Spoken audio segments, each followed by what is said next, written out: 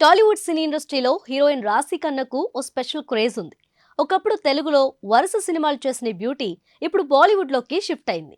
2022లో Pakka commercial thank you movies చేసిన రాశి ఖన్నాకు ఆ రెండు సినిమాలు బాక్సాఫీస్ వద్ద బోల్తా కొట్టడం పెద్ద మైనస్ అయింది.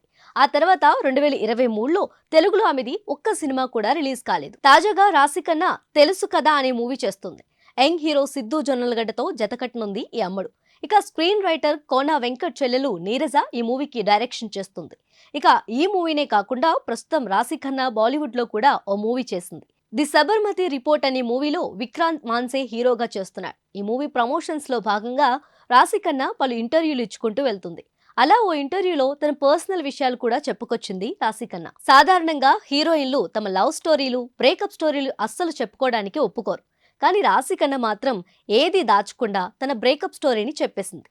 తన లైఫ్లో కూడా ఓ లవ్ స్టోరీ ఉండేదని, అప్పట్లో తను ప్రేమించిన అబ్బాయి అంటే చాలా ఇష్టం ఉండేదని చెప్పుకొచ్చింది. చాలా రోజుల పాటు వారిద్దరూ కలిసి తిరిగారట. బాగానే ఉండేవారట. అయితే కొన్ని విషయాల్లో వాళ్ళిద్దరి మధ్య మనస్పర్ధలు వచ్చాయట. అయితే లవర్తో మనస్పర్ధలు రావటం వల్ల బ్రేకప్ అయిందట.